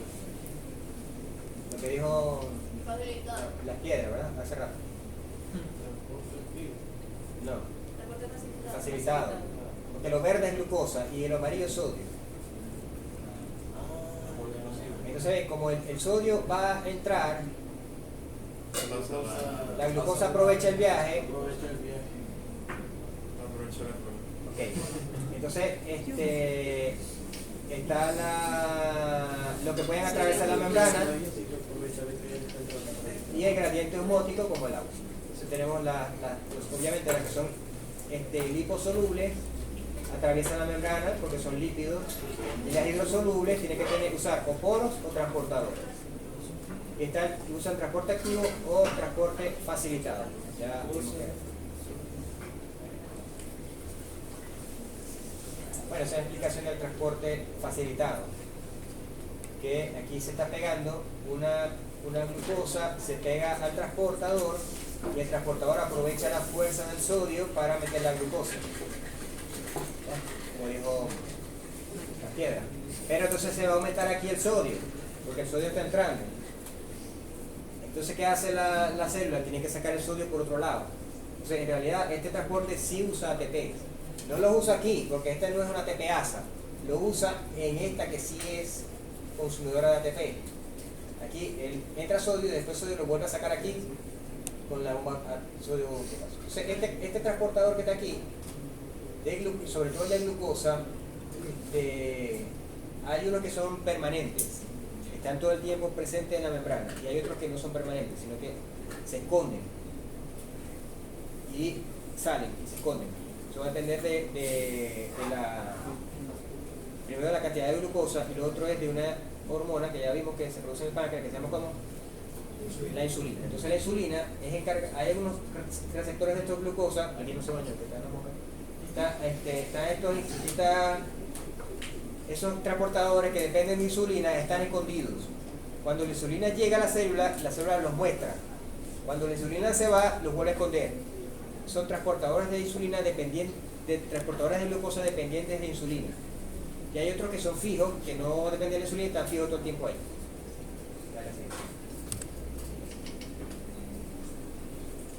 Ajá, vamos a ver. Ahora vamos a hablar de la digestión de cada uno según el tipo de química que tenga. Entonces, carbohidratos, proteínas o lípidos. Bien, empezamos con los carbohidratos. ¿Dónde empieza la digestión de carbohidratos? Empieza en las enzimas hidrolíticas de la saliva. Hay una especie que tiene la tialina, que es una amilasa. Esa amilasa se encarga entonces de ir comenzando a digerir los carbohidratos. Cuando los carbohidratos llegan al intestino, el intestino produce algunas enzimas, pero también el páncreas produce esas amilasas también. Entonces, tenemos también enzimas hidrolíticas de carbohidratos en el fluido pancreático. Entonces, ¿qué tipo de carbohidratos vamos a tener en la dieta? El principal que tenemos es el almidón. Si viene de las plantas, de los cereales, tenemos el almidón, tenemos glucosa sola, si tomamos leche, tenemos lactosa, y si comemos café con leche, tenemos lactosa con sacarosa. Café con leche con azúcar. Entonces, estos son los tipos de carbohidratos que pueden ingerir un animal, como una persona. El animal no toma café con leche, pero nosotros sí, tenemos lactosa con sacarosa. Bien, todo esto está pasando por el intestino. Entonces, una de las cosas que ya dije, o si no lo dije lo repito, es que por el intestino, por la pared, la célula intestinal, no pueden pasar moléculas grandes, solo pueden pasar moléculas sencillas, ¿no? Si yo tengo una molécula de almidón, que son muchas glucosas, esa molécula de almidón no va a atravesar la pared de las células intestinales, no la va a dejar pasar. Tiene que, en el mismo intestino, en la luz intestinal, tiene que haber una enzima que degrade ese almidón en pequeñas glucositas, y las glucositas es lo que va a poder entrar a la célula y entrar a la sangre. O sea que una molécula grande, igual a una proteína que son muchos aminoácidos, no va a poder atravesar la pared. Tiene primero que en la luz intestinal degradarse en pequeños aminoácidos, y esos aminoácidos son los que van a pasar la pared intestinal y se va a absorber. Entonces las mujeres, no, para que se me pongan bellas las uñas voy a tomar colágeno. Colágeno comido no hace nada. ¿Qué va a hacer? Si el colágeno cuando llegue al intestino se va a degradar en aminoácidos, y lo que va a absorber son los aminoácidos. Y sobre todo el colágeno tiene solo glicina. Entonces, eso es para que gastemos. Eso suelo intentar fregar a mi madre y no las proteínas no se absorben, porque si las proteínas se absorbieran, la insulina se pudiera tomar. Bueno, tengo alta la glucosa, voy a tomar una pastilla de insulina. No, si se toma una pastilla de insulina no hace nada. Es como una persona que se toma un veneno de serpiente, se echa un palo de veneno de serpiente. Si no tiene ninguna forma de que una herida en la boca o una herida en una úlcera, no le va a pasar nada. O sea, las serpientes no se mueren con su propio veneno, porque se comen, el bicho envenenado se lo comen, no le pasa nada. Porque el veneno es proteína, las proteínas se van a digerir en el intestino.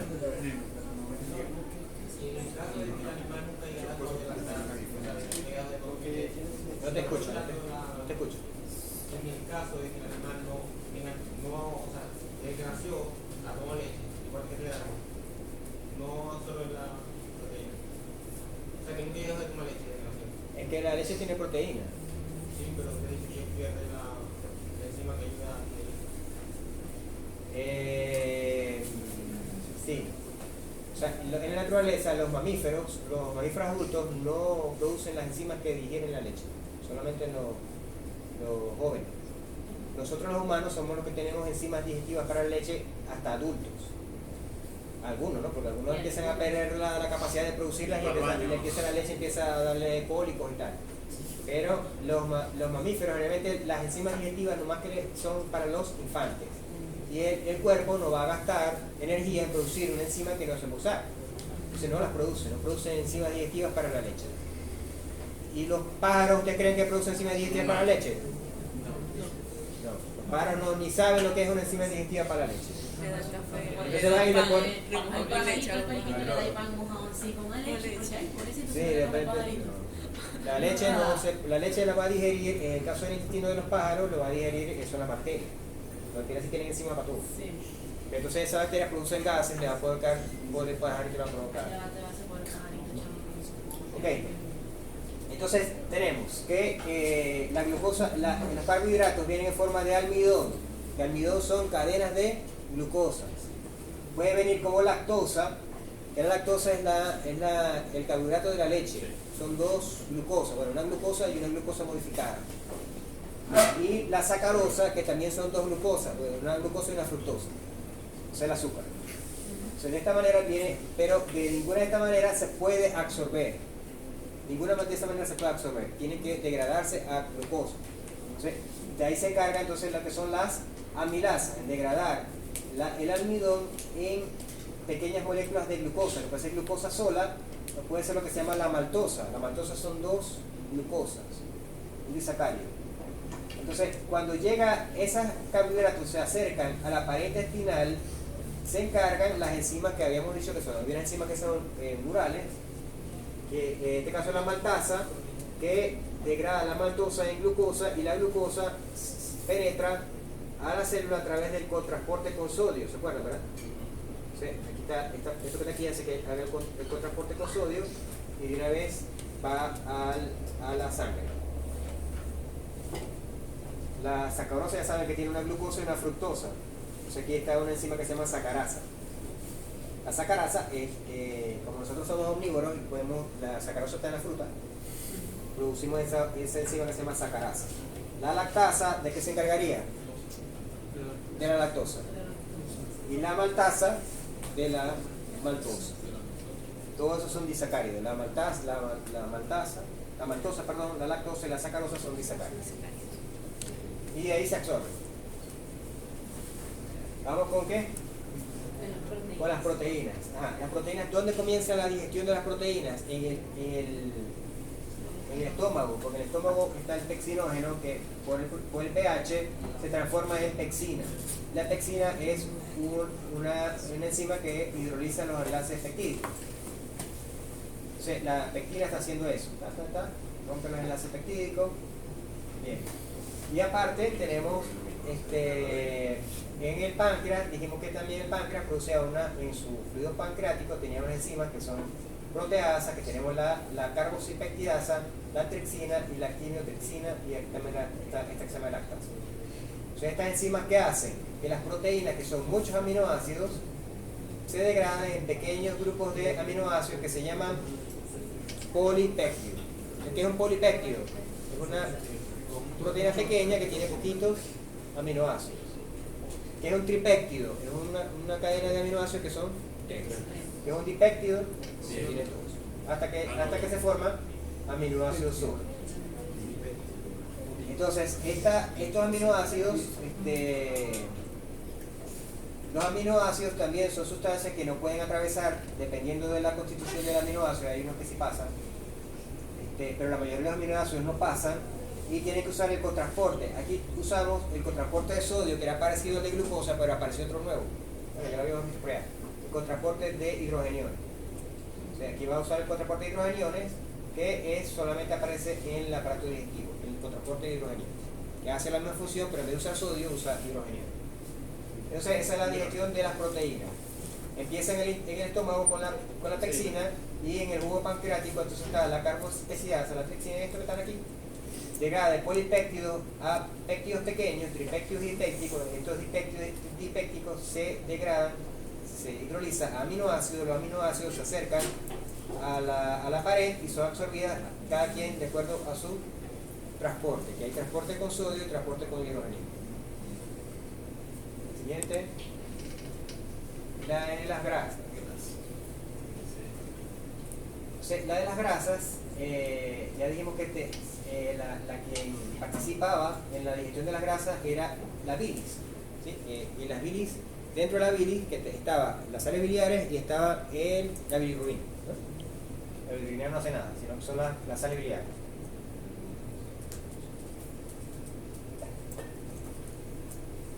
Las sales biliares son estas bolitas que ven aquí con un palito. ¿Se ve aquí, verdad? ¿Por qué están así bolitas y palitos? Porque ya dijimos que esta bolita sería la parte polar y la palito sería la parte neutra. Entonces, ellas que hacen, se mezclan con la grasa que esté en el intestino, en el lumen intestinal, y estas que están aquí, estas rayitas que están aquí más oscuras, están simplificando la grasa del alimento. Entonces, ellas engloban la grasa del alimento, utilizando también las enzimas que están, las enzimas biliares, las enzimas pancreáticas, las lipasas, para ir poniendo estos ácidos grasos cada vez más pequeños. Bien, entonces se forman ¿cómo dijimos que se llama esta bolita? La metra esta, micela González. Entonces esta micela, como es grasa, no tiene que usar ningún transportador. Le dijimos que la grasa con grasa se acepta. Entonces viene la grasa, se acerca a la pared y simplemente se funde con la pared, y todo lo que haya dentro de esa micela pasa al interior de la célula, porque es grasa con grasa. Bien, entonces esas grasas, al entrar a la pared intestinal, van a haber triglicéridos, van a haber monoglicéridos y ácidos grasos no saturados. Bien, entonces hay muchos ácidos grasos que no son parte del triglicéridos, como el colesterol, el fosfolípido y tal, vitamina D, vitamina K, que son hidrosolubles. Estos van a ser poco a poco, lo que venía como triglicérido ya sí es triglicérido, pero los demás ácidos grasos son esterificados a triglicéridos y son puestos en una bolita, en una bolita hecha con proteínas, en este caso. Estas bolitas con proteínas contienen entonces los triglicéridos que se formaron aquí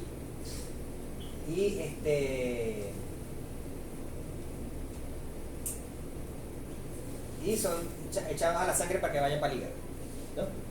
Okay. Estas bolitas se llaman ¿cómo se llama? Kilomicrones. Bueno, kilomicrones, pero lipoproteínas. Entonces, hay proteínas de estas, lipoproteínas, que tienen más proteína que lípidos. Esas son las lipoproteínas de alta densidad. Y hay proteínas de estas que tienen más lípido que proteína, y son las que se llaman lipoproteínas de baja densidad. Eso uno se la mide en la sangre. Entonces uno se la mide en la sangre y dice, no tenéis la grasa a las altas, el colesterol. Hay uno que llama el colesterol bueno y otro colesterol malo. ¿Sí, escuchado? ¿No? Que tiene mal colesterol malo y colesterol bueno. El colesterol malo es porque tiene más grasa que proteína. La profesora ya le hace énfasis eso en la clase. Ah, bueno, eso ya está, entonces no aplico, pues ya está. No, yo vi Que hay grasitas, hay bolitas de estas Hay bolitas. Generalmente la grasa que sale de aquí, del intestino, tiene más grasa que proteína.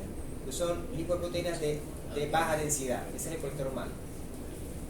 Pero cuando sale del hígado, para usarse, son lipoproteínas de alta densidad, que así que tiene más proteína que lípidos. Ese es el colesterol bueno, porque ese es un colesterol que se va a usar. El hígado lo lleva a la sangre porque algo está pidiendo lípidos, ¿no? Entonces, cuando algo está pidiendo lípidos, por ejemplo un músculo que está haciendo mucho ejercicio, ¿verdad? Necesito energía, entonces el hígado le pasa la energía en forma de grasa, pero en las lipoproteínas de alta densidad. Por eso que el colesterol bueno aumenta cuando uno hace ejercicio. Pero cuando uno come grasa, aumenta son las lipoproteínas, porque el hígado no tiene capacidad de tenerlas todas ahí, las pasa a la sangre y las lipoproteínas de baja densidad circulan en la sangre. Entonces no se ve tener el colesterol malo. Entonces ese colesterol malo que hace, va y se pega en las arterias, como no tiene otro sitio donde pegarse, en las arterias. Entonces cuando se pega en las arterias, entonces el flujo de sangre empieza a reducirse, y si eso es en el corazón, ¿qué va a pasar? Se va a morir el pedazo de corazón, y si es muy grande el pedazo de corazón que se muere, hasta ahí llegó tu historia. Ok. Sí. Bueno, entonces la grasa se absorbe así, formando estas lipoproteínas de baja densidad que van a la sangre. Luego, ¿qué hace el intestino? Resulta que, yo dije que las bolitas eran sales biliares. Las sales biliares son las hojitas. Cuando vayan a estudiar el dibujito. Las sales biliares son las hojitas que están formando entonces la corteza de la misela. Y estos palitos son los triglicéridos, los ácidos grasos. ¿Qué tal? Triglicéridos. Ahora sí. Entonces, ¿qué hace el intestino? Como estas bichitas cuesta energía producirlas, las recicla. Entonces, él absorbe las sales biliares, las vuelve a llevar a la sangre, y la sangre las vuelve a llevar al hígado, y el hígado las vuelve a sacar para la digestión. O sea que hay una parte de las sales biliares que son recicladas. O sea, que es como un círculo vicioso. No vicioso, es bueno. Recicla O sea, un ciclo cerrado. ciclo cerrado. Lo vicioso es cuando algo va malo, está malo, hasta que... Es como el que está triste y bebe. Entonces bebe porque está triste. Entonces porque está triste porque bebe. Bebe porque está triste. Eso es un ciclo. Pero eso pasa cuando uno consume lo que es una fibra no soluble. Creo que Porque se lleva el 10%. por eso era el 10%. Ok, entonces vamos a finalizar con el aparato digestivo inferior, que es el colon. El colon, o llamado intestino grueso, o el colon, tiene una porción ascendente, una porción transversa y una porción descendente, pero esto es en el humano, ¿no? El humano va ascendente porque va para arriba, transverso y descendente porque va a quedar para abajo. Pero si está un perro, el perro no tiene colon ascendente porque el colon no va hacia arriba, el colon va hacia adelante. ¿Sí? Pero ¿cómo se llama? Se sigue llamando ascendente. Pero tiene que saber que en el perro, en el humano se llama ascendente porque va para arriba. Pero en el perro no va para arriba, en el perro va hacia adelante. Dirección craneal. Y después el transverso va cerca del diafragma, por aquí. Entonces el colon pasa por aquí, atraviesa y después se devuelve hasta el recto. Entonces, ¿y de qué lado es cada cosa? No me acuerdo. El descendente va por el lado izquierdo. El lado izquierdo. Sí, del lado izquierdo. O sea que el del lado izquierdo está un perrito, tiene el palma del lado izquierdo, tiene la bola, entonces está el colon el descendente. O sea, si tiene una inflamación, si tiene un aumento de volumen en el colon descendente, está del lado izquierdo. ¿Sí? ¿Te acuerdas de anatomía? Estoy, si no lo investigo. Ok. El colon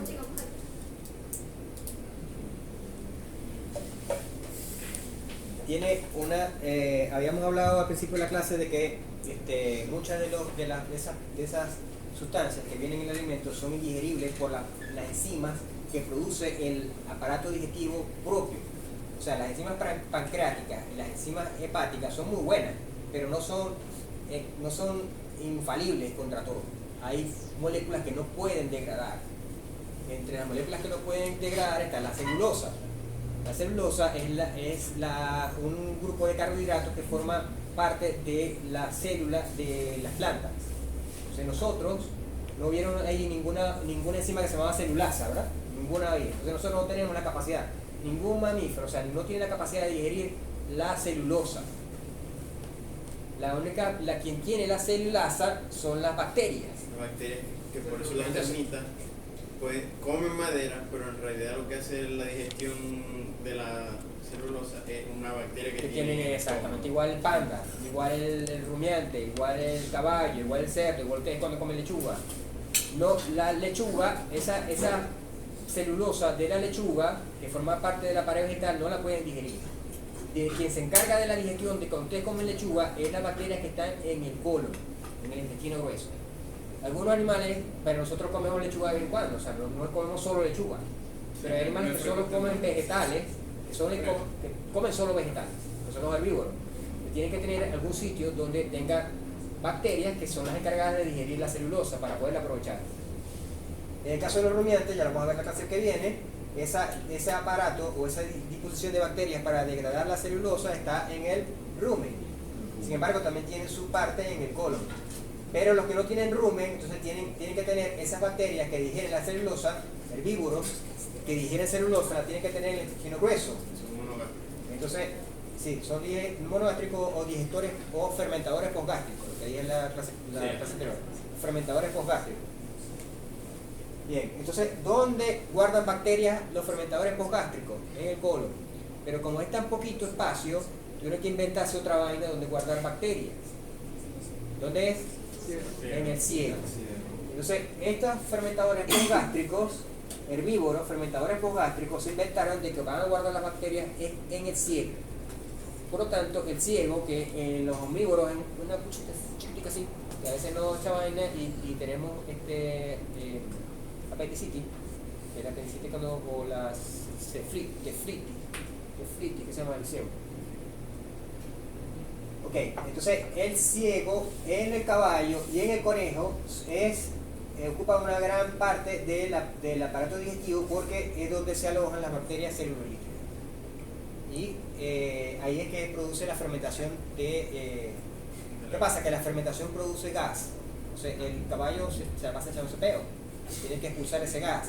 Pero si de alguna manera el gas que produce es más cantidad que la que se expulsa, ahí es que se produce el cólico. El cólico del caballo es una emergencia. O sea, que usted ya el caballo tiene cólico, es una emergencia. Deja todo botado antes del caballo. Hay que tener el caballo. A veces es quirúrgico. A veces simplemente le pasan una sonda de la nariz que pase por todo esto hasta llegar aquí. Y sacan todo lo que haya de aumento de presión. Ok, entonces tenemos que, desde el punto de vista de la digestión, el colon en algunas especies funciona como parte de la digestión porque es donde se alojan las bacterias celulíticas. Estamos hablando de los herbívoros fermentadores posgástricos. En los omnívoros, como el cerdo, como el humano, como el perro, esas funciones no están tan marcadas porque comen otras cosas. O sea, las bacterias que están en el colon, hay bacterias que son celulíticas, pero también son otro tipo de bacterias, de donde están los coliformes, ayudan, entonces las bacterias que producen ácido láctico. Y los probióticos es eso, los probióticos son bacterias que te ayudan a colonizar las bacterias del colon. Tomen un cloflor o una ficha esa de... son un sobrecito que usted le echa que sabe más malo que... Esto lo germina, ¿ah? Esos son bacterias liofilizadas, están hechas polvo. Y eso se la come para repoblar el colon, ahí es donde viven las bacterias. Bien, por eso que la chinchurria no es buena hasta más o menos se acerca al colon, ya de ahí para adelante no se come. O sea, lo que se acerca al colon no se come, la chinchurria se come lo que es duodeno y yeyuno. Porque lo que tienen adentro, lo blanquito, es el contenido del lumen intestinal que viene del rumen. ¿Por qué ponen esa cara? ¿No es la chinchurria? Eso no se puede. Yo no les dije, tenés Ah, un claro. problema. Ok, mira.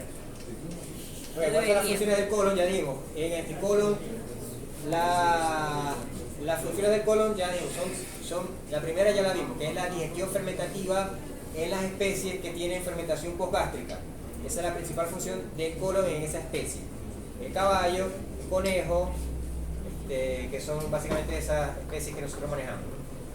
En los animales que no son herbívoros, no tiene esa función tan marcada de fermentación postgástrica, pero sí entonces tienen las otras, que es aumenta la absorción del agua.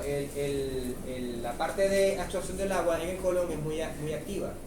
Entonces, eso va a depender de la velocidad de transporte en este caso, la serie quimo o kilo, la S, ¿no? La velocidad de transporte de las S va a depender la cantidad de agua que se absorbe. Si el transporte de S es lento, se absorbe más agua. Entonces el animal defeca con las S más sólidas. En cambio, si el transporte del DS es rápido, se absorbe menos agua y es cuando las heces son más líquidas. Entonces, por eso que uno tiene que defecar todos los días, en la mañana uno tiene que defecar, porque tiene que evitar que haya una desecación excesiva de las heces. Que pasa 2 o 3 días sin ir al baño, se le desecan excesivamente las heces y eso puede provocar daño en la mucosa porque son heces como si estuvieran pasando piedra. Se llaman los estercolitos. Entonces, funciona como las heces se van acumulando. No, en la medida que se van produciendo no se van botando, algunas especies sí, ¿no? Pero las heces no se acumulan, sino que no se botan de una vez, sino que se van acumulando mientras se absorbe el agua y luego se expulsan en una sola defecación. Pero la gallina van produciendo heces, orinan y cambian. ¿Qué más iba a decir yo de esto? Dependiendo de la cantidad de flexuras que tenga la mucosa del colon, va a ser la forma de las heces. Si el caballo, por ejemplo, tiene unas flexuras más larguitas, la forma de las heces es unas vueltas pero grandes. En cambio, el ovino tiene las flexuras muy juntas y forma una vuelta pero chiquita. Eso es lo que... ¿Cómo sabe usted tanto de mierda? La clase de digestivo. Bueno. Ok, tiene reflejo de defecación. El reflejo de defecación tiene que ver con la distensión de la pared. O sea, el acúmulo de S produce una distensión de la pared que es detectada por los baroreceptores. Los baroreceptores son los receptores de presión, de movimiento. Hace que el plexo mientérico se active. Recuerden que el plexo se detecta por las señales del plexo submucoso que se conecta con las interneuronas con el plexo mientérico. Entonces el plexo mientérico ordena las ondas peristálticas orales, sentido oral a oral, que impulsan las heces al ano, y luego cuando las heces están en el ano comienza la parte voluntaria. ¿Sí? Porque la defecación al final es un acto voluntario. Entonces se puede aguantar mucho, pero se aguanta. Pero es voluntario. Pero se aguanta, o sea, que Uno se puede aguantar. Vamos a Llega un terminar. momento Uno que- cuando tiene diarrea uno tiene que salir corriendo por los baños. No, pero de verdad, a veces. porque la distensión es tanta que la distensión te va a hacer vencer el esfínter anal externo, que es lo que controla. Cuando hay que ir, hay que ir. El esfínter bueno, hasta que no se Pero llega, nada, hay que ir. llegamos. Entonces lo estudian para cuando lo pregunte, usted ya siente que está rápido de aprender. Y hasta aquí. La semana que viene tenemos entonces